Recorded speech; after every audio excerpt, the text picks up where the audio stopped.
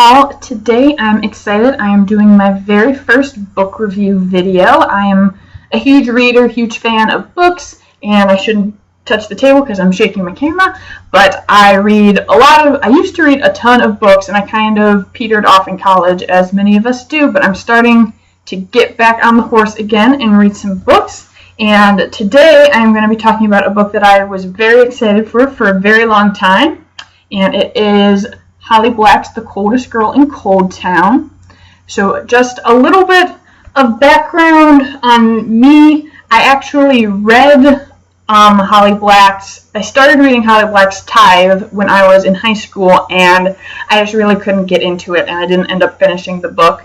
But then at LeakyCon 2012, I saw Holly Black on a ton of panels, and I said to my future roommate, who I was there with, I really thought she was so interesting. She has such great ideas about world building. I really wish that I would have liked her books.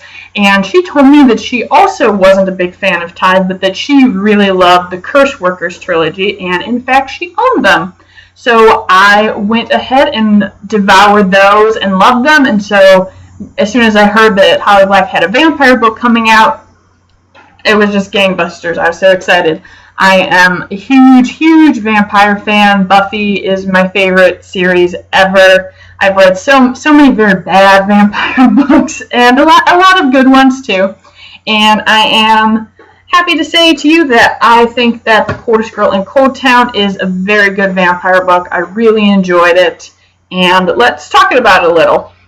So, for those of you who don't know, the story of this book is about a teenager named Tana, and she lives in an interesting world that's very much like our own, except there are vampires, and there are also things called cold towns. So any vampire who gets caught and any person who is infected by a vampire gets sent to live in a cold town.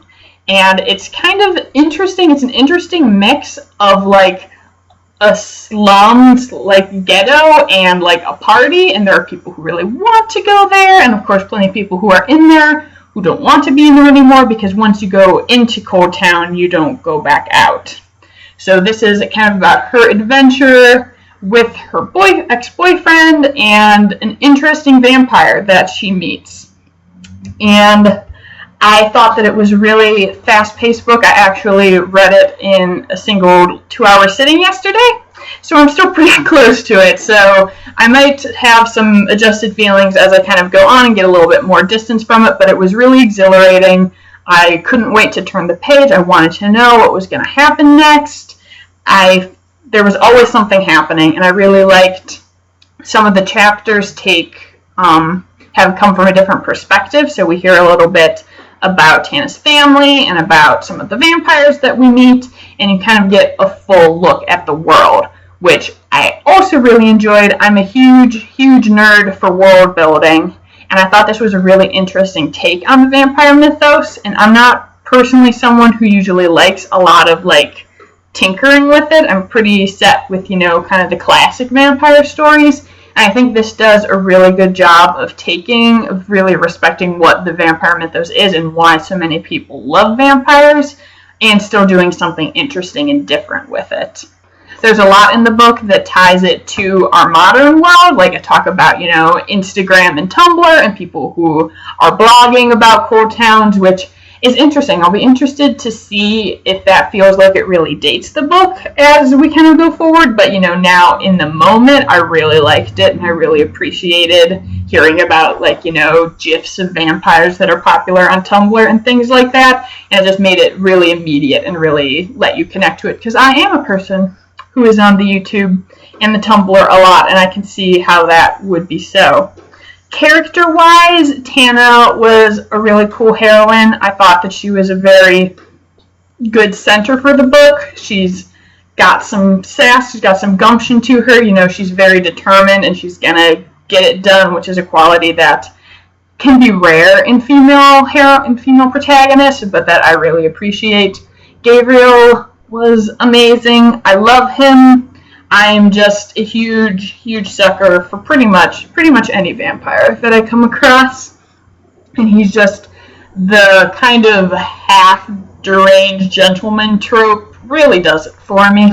So I really liked it, and I thought that the way that they interact in their relationship was really good and a lot more respectful than a lot of kind of human vampire pairings tend to be. So I appreciated that as a reader who cares about things like that and dynamics and consent and things.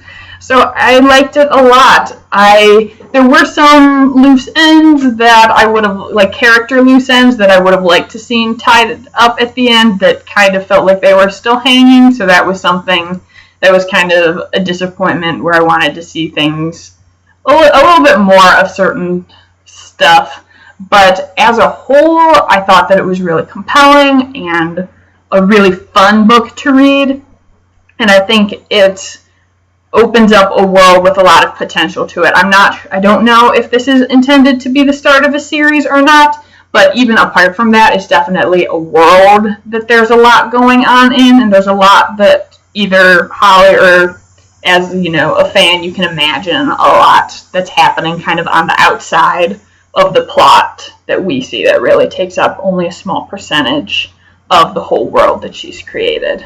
So Coldest Girl in Coldtown gets a big thumbs up from me. I definitely recommend it to people who are fans of vampires. And I don't know if people who aren't into vampires are really gonna like it. It's a very vampire-y book. It's not, the plot and everything is very closely tied into vampires. So if that's not something that you like, then you might not be super into it.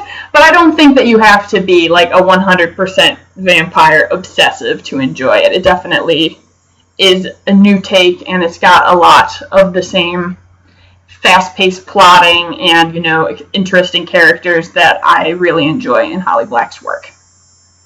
So that's my book review, and I hope that if you liked it or if you have a different opinion about the book, please let me know. And I'm also going to link my Goodreads below if you would like to be friends on there, see what each other is reading. That would be great. I got a whole stack of books at the library yesterday when we went and got, my roommate and I went to the bookstore, and she picked up Coldtown and I picked up the Ocean at the End of the Lane, because I still haven't read that, even though Neil Gaiman is one of my very favorites. And I got a bunch of true crime and nonfiction from the library, so maybe I'll talk about those too. So we'll all see what happens. But Coldest Girl in Coldtown, check it out. Thanks for watching.